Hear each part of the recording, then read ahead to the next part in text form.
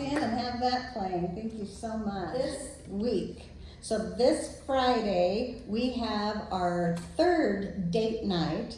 And so that is an outdoor concert under our tree. It starts at 7 p.m. The date is the 19th.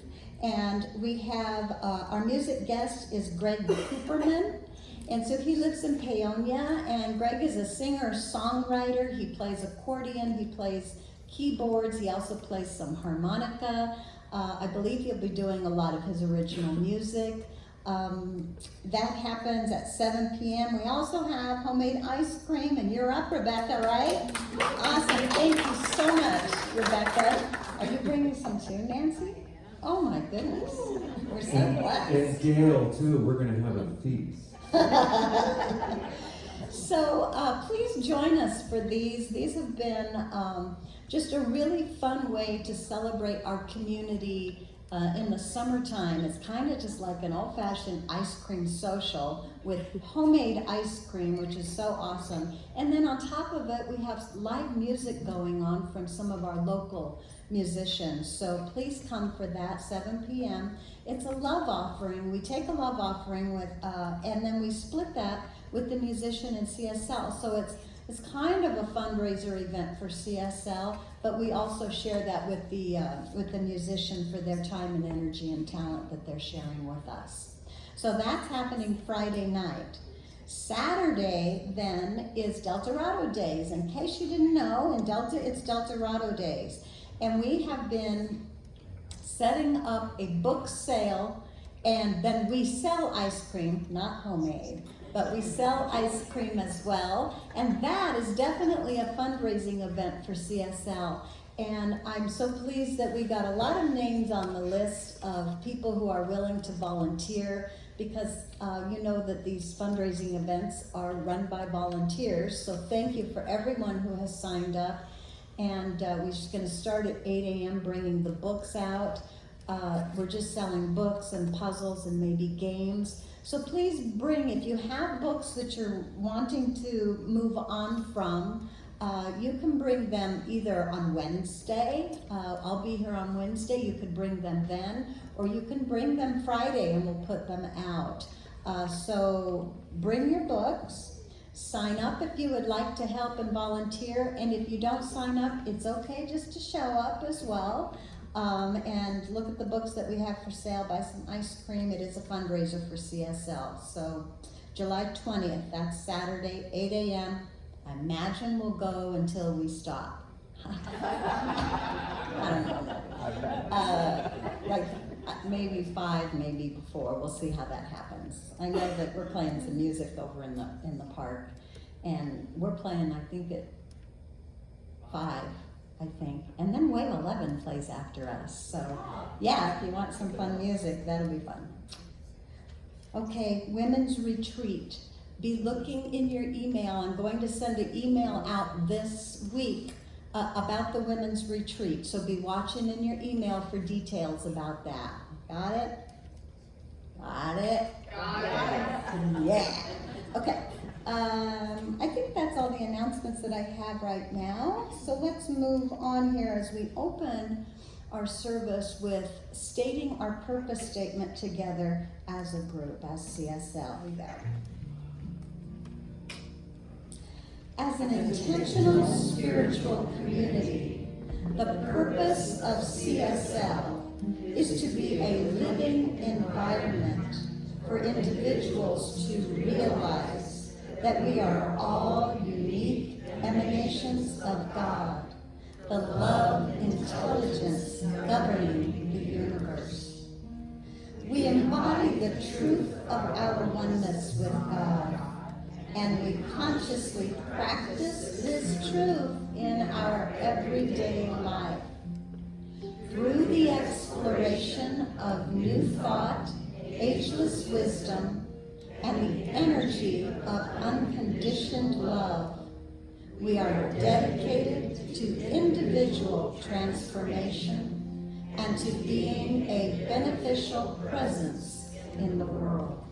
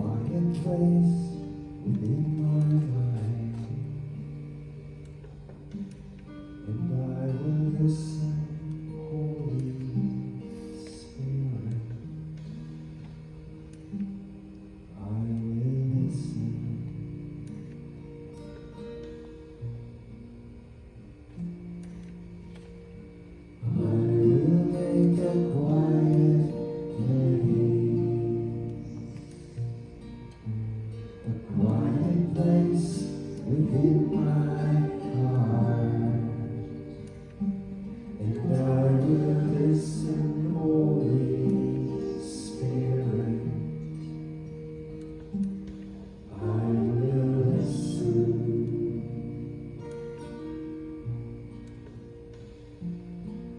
Be still, my soul, be still. Be still, my soul, be still. Be still and know.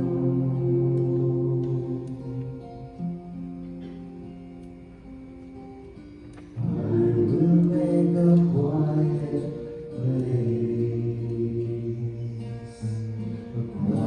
place within my life, and I will listen, Holy Spirit. I will listen.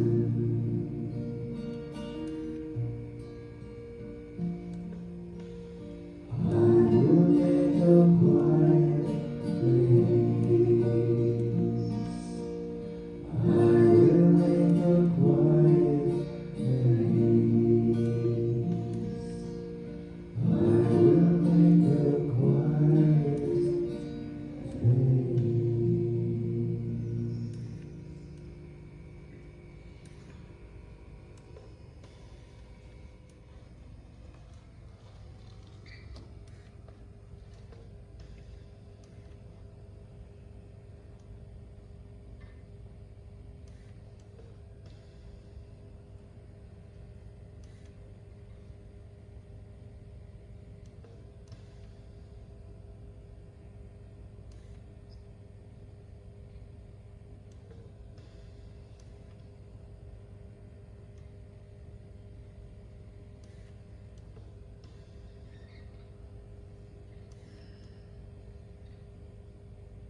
In this stillness, please join me as we deepen our awareness, as we go within to that place of peace, that place that is the essence of our life.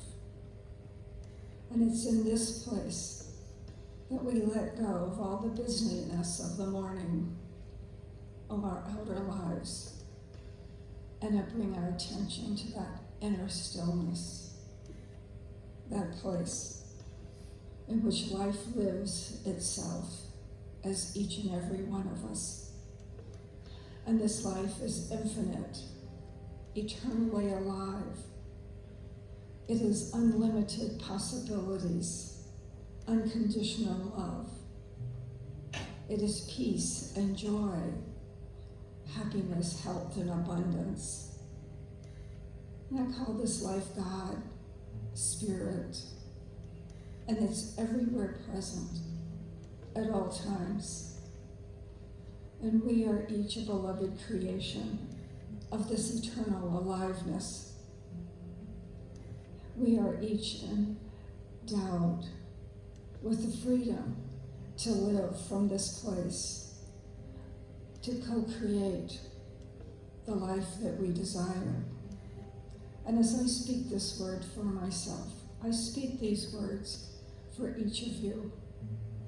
For I affirm that we are dynamic expressions of the infinite, that we bring fresh and new awareness each moment to the life we are living, and the freedoms to create the life that we desire. We are empowered to fully recognize and completely live in spiritual maturity from these great ideas of expressing our freedom, our beauty, our wisdom. So it's in each of these inherent qualities that we bring a greater awareness, a greater aliveness to our outer world. It is from this place that we create the life that we desire, free to choose the all good, free to see the limitless opportunities, free to have the ideas, the creative ideas to be that which we wish to be. Aligning with God's wisdom, all of these attributes come together as we choose right activity, divine right action, knowing that the answers to our questions are within, and the answers fully are available in each of our situations, that we allow the Spirit to guide and direct us to that which is for our highest good. We see life in fresh, new ways, and we are vividly and virtually alive each moment, living from this allness of spirit. So I turn my attention to the prayer request, the desires of your heart, blessing each one, knowing that each request is enfolded with the fullness of spirit in love, peace, ease, and comfort. And each request is energized and guided in divine wisdom and right activity, manifesting in the desired results, manifesting with health, joy, compassion, abundance, and life is expressed in the fullness of spirit right now. So I bless the volunteers and the staff today. I bless this service, for this is an opportunity that we are being in this place of awareness, of consciousness, knowing that we are each a beneficial presence in this world. So we open our hearts and our minds for a greater understanding from this message, from this experience, and this opportunity to bask in the light of each other.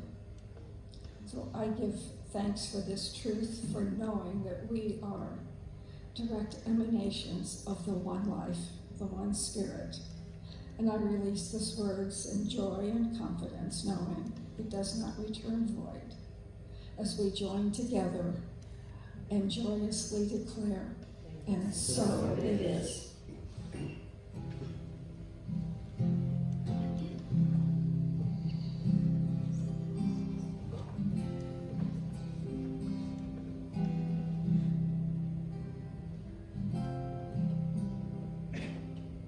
Get ready, my soul.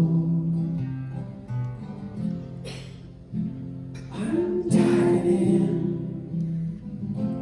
Get ready, my soul.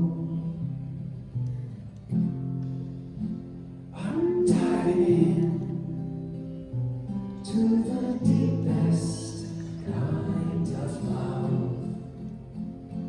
To the sweetest kind of life. Get ready, my soul. 'Cause here I go, deeper, deeper, deeper than I've ever been before. Here I go, closer, closer, closer to my sacred source. Here I go,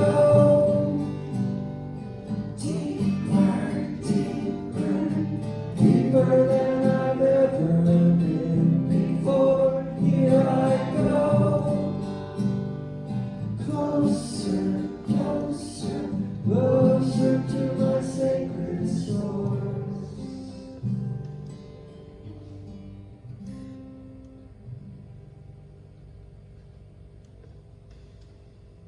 Get ready,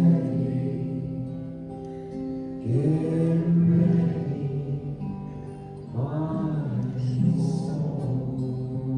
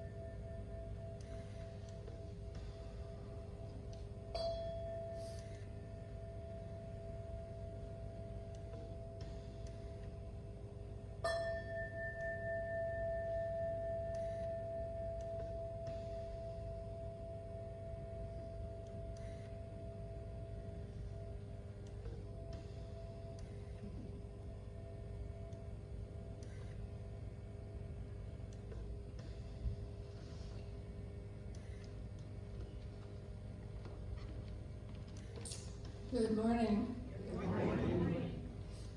If there happens to be anything that's weighing on your mind, something that's keeping you from that full joyousness of life, please leave your concerns, situations in the prayer chest. It's just down the stairs to the wall on the left. And the practitioner will do affirmative prayer on your behalf this week. From Ram Dass. Our journey is about being more deeply involved in life and yet less attached to it. And from Viktor Frankl. Between stimulus and response, there is a space. In that space is our power to choose our response.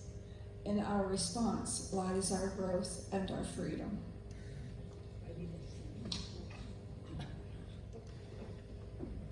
Well, the next song comes to us from the alternative group Sister Hazel. Alternative, they fit right in here. It's a reminder from them to us that if you don't like the life you're in, a new life is just a thought.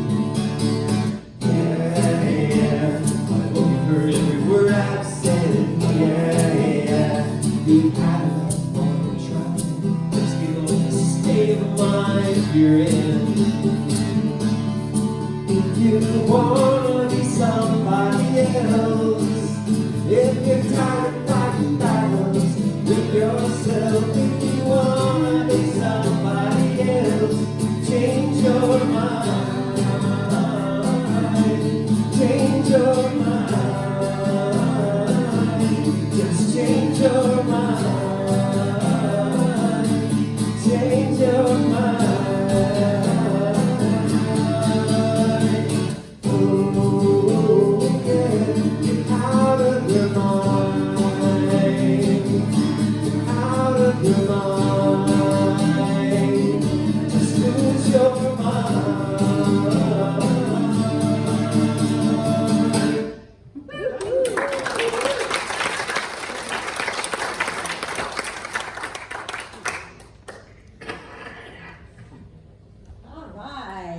Thank you, David Hawes. Thank you, Sister Hazel. What a great song, huh? Did you hear the words to that song? Yeah. So, okay. So here we are in the month of July. We are still in the focus of freedom, inner freedom mostly. And so I have a video here by Reverend Michael Gott. Michael Gott is a unity minister, and so this is kind of like a sister church of religious science. We are actually a new thought community where we teach all of these different kinds of things. We teach from Charles Fillmore, who was the co-founder of Unity, also from Ernest Holmes, who is the founder of Religious Science, and all new thought ideas, including people like Joel Goldsmith, Raymond Charles Barker. So we teach a lot of that. So we have Reverend Michael Gott, who started out as a musician in a religious science church, and we actually sing every Sunday one of Michael Gott's songs. He wrote I Will Make a Quiet Place, and he's, if you want to look up some really great new thought music on YouTube, Michael Gott is a great place to go. What a powerful songwriter and powerful voice he has. So we're going to hear a message today about freedom from Michael Gott. Here he is. So today I want to talk about freedom. I think when Jesus said in the book of John that I have come that they may have life and have it more abundantly, it's impossible to experience the abundant life without freedom. So I want to talk first about freedom to. And then I'm going to talk about freedom from. And this new thing has dropped in the last couple, this will be the second time I was talking about this third point, and there are three. Freedom in.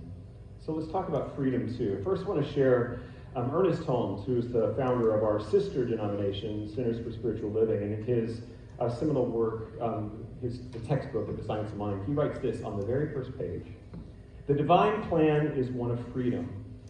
Bondage is not God ordained. Freedom is the birthright of every living soul. All of us instinctively feel this. The truth points to freedom under law, and he's talking about the law of cause and effect. Thus, the inherent nature of humankind is forever seeking to express itself in terms of freedom. And we do well to listen to this inner voice, for it tells us of a life wonderful in its scope, of a love beyond our fondest dreams, of a freedom which the soul craves. Anybody else want to sign up for that? Our core teaching in Unity, in Science of Mind, in New Thought, there was no fall from grace. That we are one with divine creative power, one with divine love, one with the energy of life itself. There's no way for God to separate itself from itself, and we are all part of God's life. And thus, because we are expressions of God's own spirit and being and nature, there is no limit to our ability to experience the qualities of the divine. Thomas Troward, we were talking about him last night, he said there are 7 main qualities of the divine: life, light, love, power, peace, beauty, joy. It's not just things we experience, it's what we are. And when we get in touch with that, we're free to live it, free to experience it, free to be it. Rumi, the great Sufi poet, he told a story, not really a poem, a teaching story, where he said, it's as if we were sent here from a far-off kingdom with but one task. And if we fail in this task, nothing else that we do or do not do will have mattered. And if we succeed in this one task, nothing else we do or do not do will have mattered. That task is the discovery and the delivery of the authentic self. The discovery of this innate divinity. The discovery that all of the places in which we feel that we are not free, it's not true. that there is a deeper truth underlying our human condition of divine freedom. It is your birthright. That's a language we don't use much anymore. In the ancient world, it held tremendous significance. But I love that Ernest Holmes brought that word forward, because a birthright is irrevocable. It's just the truth of you. You are free. What's the old 70s? Born free. You really are. That's who you are. I'm showing my age, I know. Younger people ask your parents. Born free. And even before birth, and even after death, we are the essential nature of God in individualized expression. So why don't we live that abundant life? Well, there's a lot of Jesus today. I hope that's all right with y'all. I love Jesus. Not always crazy about his followers, but I love Jesus. Dr. Martin Luther King said the greatest Christian he ever met was a Hindu named Mahatma Gandhi. And Gandhi said about Christianity, he said, I think it's a great idea. Somebody should try it.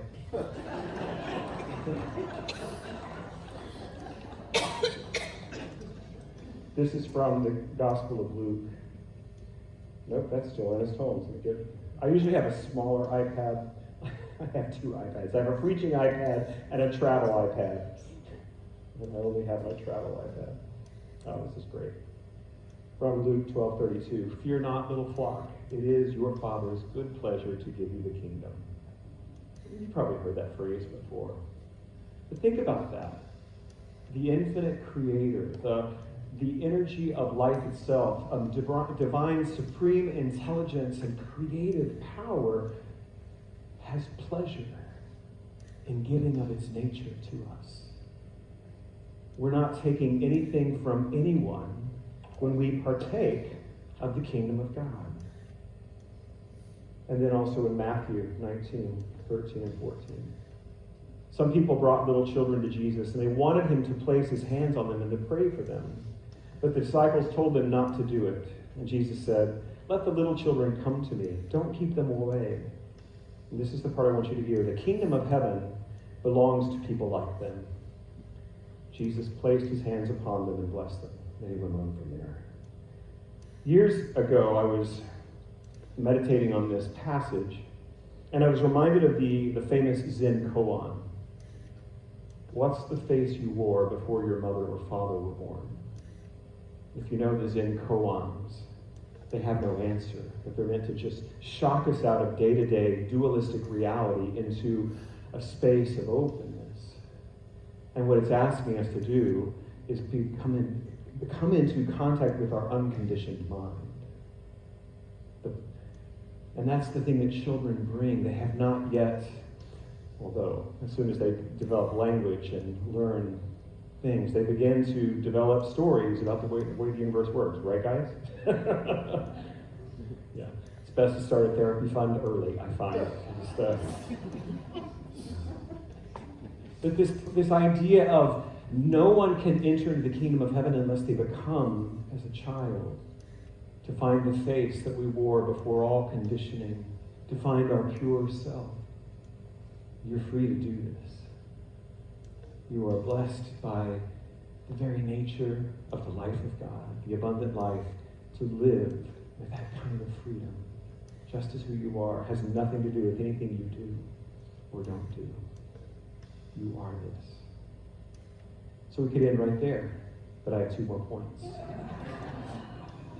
That was freedom 2. You're free to live the life divine, to enter into the kingdom of heaven as a child. And you're free from, because that's the issue. We do have a conditioned mind. Anybody else have parents? Is that just me? And they had parents too. All the way back. And those parents were once children who were conditioned by the life circumstances that their parents faced. Do you know these ACEs, the ACEs? It's adverse childhood experiences. Those of you who are familiar with social work, this is a kind of a new field of study. An adverse childhood experience could be being raised in an addictive home. Could be extreme poverty is an ACE. Surviving a natural disaster is an adverse childhood experience. Do you know that if someone has had 6 ACEs in their childhood, they are more likely to become chemically addicted? Gabor Mate recently talked about this, and he said, you would think maybe 6 times more than the average population, but no, 46 times more likely. That's the power of the conditioning that happens to us as children. So in order to get to the freedom to live the life of God that is within you, we got to get free from something, and it's your BS. You don't teach that here? Your belief system. You've got to get free from your belief system. You don't teach the BS here? Okay, good. So, what do I mean by this? I've had a lot of Jesus. How about a little anti-main? Life is a banquet, Patrick, and most poor bastards are starving to death. You know that? What keeps us from entering into... Did I just say the B word? I'm glad I did not at my church today. It just kind of came out. I channeled Rosalind Russell there. What is it that keeps us from the banquet of life? It is our belief that we're not worthy, that it's for someone else, that it's not really mine to do. You have your own. I have my BS. You have yours. But we have to find some way to free ourselves and to discover that the way that we've been operating is not based on the truth of our being or the truth of reality. It's based on the truth of a child's conditioned mind. My dear friend, Dr. Kathy Hearn, she says that a false belief is formed by a child's mind in response to an adult situation. Just pick, you can probably let your top 2 or 3 come to mind. Things that were going on in your home, you didn't know, you couldn't understand it, you were a child. And that you formed a belief around it. I'll share one of mine with you. I was actually in a seminary retreat with Dr. Kathy Hearn in Golden, Colorado, and we're doing this process, which I've done many times. I've facilitated it. It's designed to find a false belief that is active in your life today. And the one that came up was interesting. I was 43 at the time. And I remembered, and what we're supposed to do is just come up to mind with a current situation that has some conflict, some edginess about it, some discomfort. And I was in conflict with my boss at the time. And we kept working our way through it with conscious conversations. We kept coming back to it, and it just wasn't really moving. And then in the process, she invites us back to an earlier time in life, as far back as we can go, that had the same energy. And what I came to was this experience when I was 3 years old, that I hadn't thought about in a long time. My babysitters, Julie and Anita Sains, had given me one of their old baby dolls. And it was awful. I mean, it just, half its hair was pulled out, only one of its eyes open. I loved it. I loved that doll because I loved those girls, and they had given me this doll. I treasured it. I was a little boy that loved dolls. And I had one. And I took it at 3 years old to Sunday school. And nobody said anything. And then after Sunday school, the preschoolers came out, and we got to say a Bible verse, and I was carrying my doll. And my dad saw it. And he was mortified. And so there was a big row, and after the service, my mom and dad had raised voices, and my dad took away the doll, and he said he was going to burn it. And I cried and cried and cried. So years later, I was digging through his old workbench, and that doll was tucked in the back of the drawer. He didn't burn it.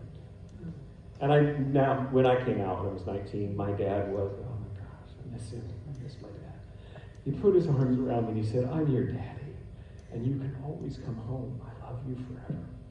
And he was high school educated, evangelical Christian man, and he just loved me with such a ferocity and such a protective energy. That's what was really happening with the doll. He was trying to protect me.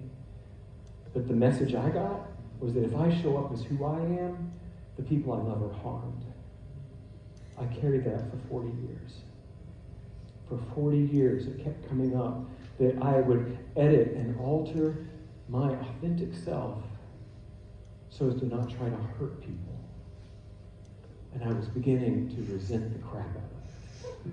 And it was beginning to, something had to crack open, and it was my BS. And in that moment, in that process, in that group with Dr. Kathy, I realized where all this was coming from, and then was able to let it go. And realize that it's just time I start showing up more fully, more freely with all my weirdness, and I have plenty. And you do too. You know, it's time we all just start to fly our freak flag a little bit more. Honestly, what's going to be hurt by our authentic expression? And it is our editing, and it is our altering that truly harms. But that belief that I carried for 40 years went away, and it never came back.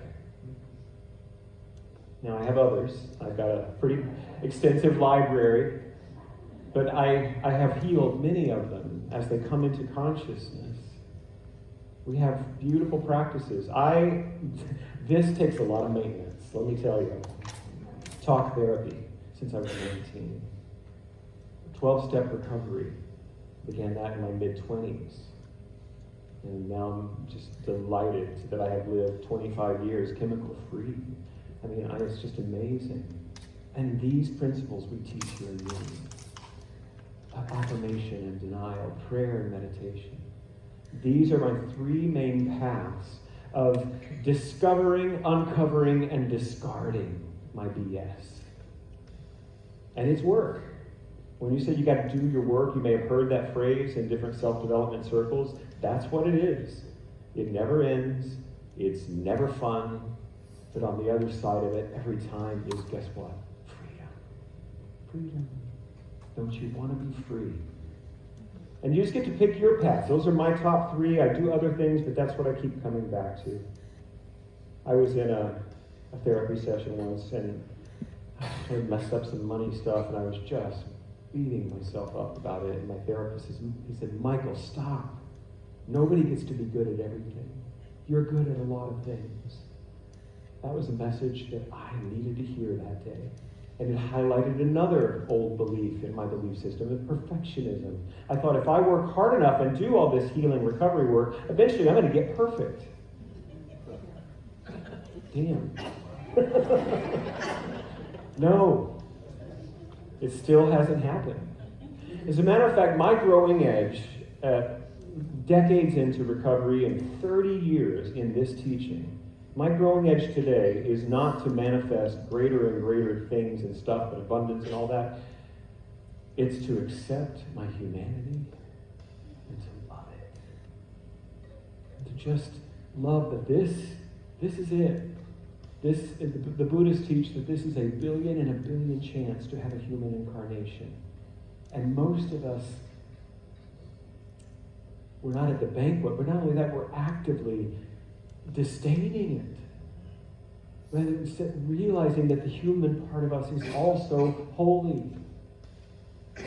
Your messed up childhood is holy too, because it offers the doorway into greater authentic realness. Okay, I was going to teach that, but I'm not. Now, real quickly. John, in chapter 5, there's a story of Jesus healing the paralytic at the pool of Bethesda, who had been there for 38 years. And when Jesus said, what are you doing here? He said, well, I keep waiting for someone to carry me into the water when the angel disturbs it. And then Jesus didn't say, well, I don't carry you down, did he? He actually asked a question. In the rabbinical tradition, the good rabbis know how to ask a good question. And he asked this, would you be made whole?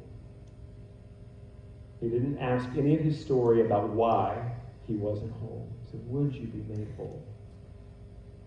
The man said yes, and Jesus told him, get up and walk. See, life is asking us if we will be made whole all the time. And what we have to do is move into action. We have to rise out of our despondency and our despair and our hopelessness and our poor me and take action. Call that therapist, go to that dumb meeting with the bad coffee, do whatever is needed for you to rise out of the pits of your despair into the truth of your being. Get free from it. Because freedom for you, it's just waiting for you. Third point coming up. You ready? This is new for me. I've been teaching freedom to and freedom from for a long time. But it is this current growth edge I've been telling you about. It's how to hold my humanity with a little more gentleness and self-compassion.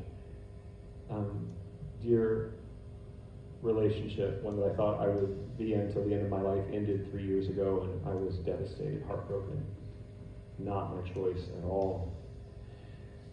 And so I decided to go on a retreat, and I went to Costa Rica, and I did a retreat as a good tourist would do in a 5-star spa resort. And so did my grief work on the massage table. It's just how we are. And that part of Costa Rica, it's a big surfing capital, and there are all these surfers, many of them young, perfect bodies, but even guys my age and older with great bodies, and they're like surfing, and I'm realizing I'm single again in my mid-50s. How's this going to be? And I was getting out of the shower at my beautiful suite, Taurus, and I just caught this glimpse of myself in the mirror, and there were things that I hadn't noticed they were there. Hanging like that, and this self-criticism just came in. And then, I'm like, how am I going to find a partner now? And then this other voice, and it's only happened a few times where I get a message from somewhere. It's always in really important moments. I don't know if it's my higher self. Barbara Marx Hubbard used to talk about having communication with her future, more evolved, realized self. It might have been that. Might have been the Holy Spirit. I don't know. Might have been. It's some part of God. It's all God. But the words that came were, my job is to love this body as it ages. My job is to love this body as it ages. Billion in a billion chance to have one. And so, every time I have a self-critical thought about my body, that's the phrase that I bring to mind. To love this body as it ages. That also means taking better care of it. That's love too. Good sleep, good food, good exercise, and compassion that it doesn't look like a 30-year-old surfer in Costa Rica. I want to tell you about my friend Joey. Joey is a member of my community in Houston. He's, I think he's 40, 41, 42. Cerebral palsy. He's been in a wheelchair. He's never walked his whole life. He's kind of, I don't think he has any cognitive disabilities, but it's hard to understand him sometimes because of the CP. Not only that, he's gay. And not only that, but he's transgender. I said, man, your soul thought you were up for a lot this incarnation, didn't it? And he talks to me about how he struggled with his body. And I think I should be able to love my love handles, don't you think? And Joey is so committed to living the life that he is. And of course he has moments of deep sadness. Of course he has moments of deep envy that he can't do the things that his friends get to do. And he keeps showing up. And so when I'm talking about the freedom in, I'm thinking about Joey. And I'm thinking about those situations in life that we didn't ask for, they were unasked for, unlooked for, and unwelcomed, but here they are. Now, there was a time in our movement that we just thought we could heal everything with an affirmation. And we proudly spoke that. And then when people weren't healed, they quit coming to our church. Did you know that? Mm-hmm. One of the deep obstacles to our freedom in is our shadow. It's the unowned, disowned parts of our psyche. And Matthew Fox said about the unity movement, he said, your shadow is that you don't think you have one. But we do, and this is it. that we don't make enough space for our humanity. Now, I believe in the healing power of the mind, and I've experienced healings in my life, sometimes. I begged God to heal me of homosexuality. I did when I was a kid and teenager. I begged, pleaded, begged God to not let me be an alcoholic. Guess what? Both of those things are still with me. They're human, and they've both been the doorway into that authentic self, into the doorway into my freedom. I have a friend, Susan, who I know from the program, and she was saying, before she knew she was going to join our little club, she was at a dinner party, and a man she didn't even know, he said, there's not a problem with being an alcoholic, just depends, are you going to do something about it? This was a new concept to her, which she thought she would file away and share with someone who needed it someday. She needed it. So many of the things in our lives, it's just part of being human. And the freedom in it is what we need. It's just to find a God who's big enough to be with us in our addiction and recovery, hopefully. To find a God who's able to be big enough to be with us in our grief and our sorrow and our losses. Because what we've done as a movement is push it away. Affirm it away. Do you know this term, spiritual bypass? The pain, I don't want to be with it. So I'm just going to go to the light. Good luck.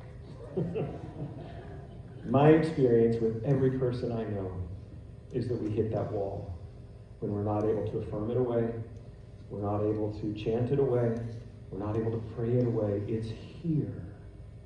And can we find freedom in it? And I'm here to tell you that you can. There is deep freedom in our humanity. And I wish Joey would roll up here right now and he would testify to this. He's got a really cool chair. And his nephew, Carson, calls it his Batmobile. And he gets on Joey's lap and they drive around together. He's found freedom in it. Father Richard Rohr, he says that when we're reading the Gospels, particularly the Gospel of John, it is the most mystical, and I would say metaphysical, of the four that are in the Bible. There are others that are good to read too that didn't make the cut. But Thomas is great. But I will tell you, what Father Richard says is that every time that Jesus says I and makes a statement, read that as the universal Christ saying it. And so this is one I really want you to hear this way. John 16:33, Jesus says, I have told you these things so that in me you may have peace. In this world you will have trouble, but take heart, I have overcome the world. The Christ presence within you is saying, you're going to have trouble. It's part of it. It's part of the incarnate plan of the revelation of God's wholeness as your life. It's okay, because the Christ presence within you, has overcome the world. And overcoming the world doesn't always mean changing the form. But it's what that form means to you. That's often the freedom in, is to recontextualize, I will tell you this, I think I learned this in the 12 steps, is that the answer to all my problems is our acceptance. Acceptance is the answer to all my problems. And here's the kicker.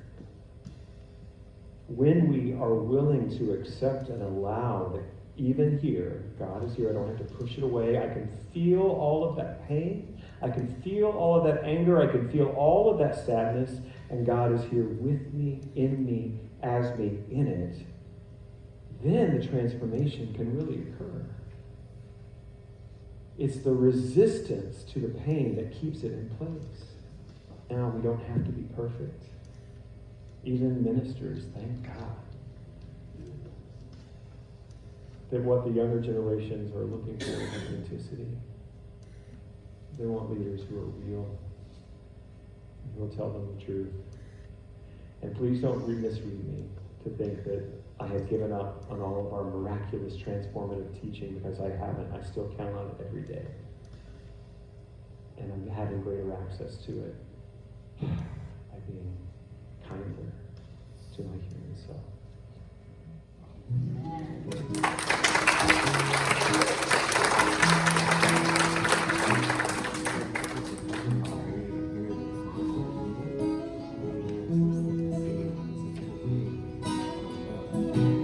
God, you are every mountain. God, you are every ocean.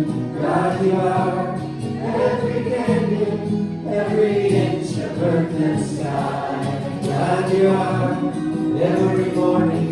God, you are every midnight. God, you are every moment, every second of my life. Everything I see, everything I do, everything I am is you. Everything above, everything below, everything I know is you. God, you are every sunrise. God, you are every moonglow. God, you are every star shine, every inch of earth and sky. God, you are every springtime. God, you are every snowfall. God, you are every season, every second of my life. Everything I see, everything I do, everything I am is you. Everything above, everything below, everything I know is you. 'Cause you are every breath I breathe. And your perfect love created me. Everything I see, everything I do, everything I am is you. Everything above, everything below, everything I know is you.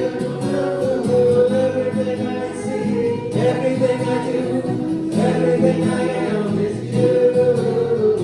Everything above, everything below, everything I know is you. Everything I see, everything I do, everything I am is you. Everything above, everything below, everything I know is you.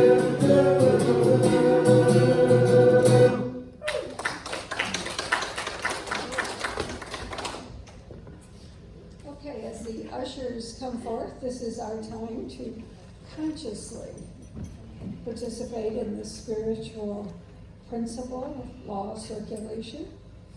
So if you'll take your gift in your hand, and just know with me that from the place that this has come, from that unbounded supply by Spirit, I gratefully give. As Ernest Holmes said, everything moves in circles. We shortcut our own good when we refuse to pass it on. And I joyously give because I have joyously received.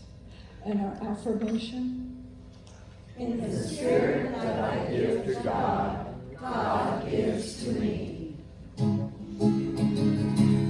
I release and I let go. The spirit of my life, and my heart is open wide. Yes, I'm only here for God. No more struggle, no more strife. With my faith I see the light. I am free in the spirit. Yes, I'm only here for God.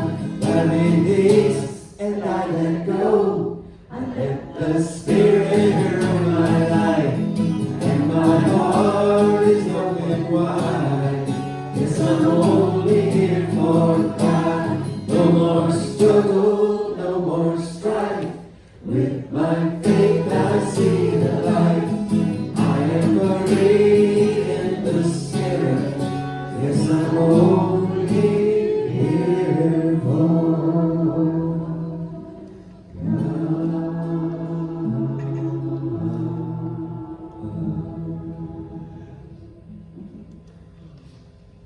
And this gift have been gratefully received. These blessings go forth, enhancing our community, our country, and our world. And so it is.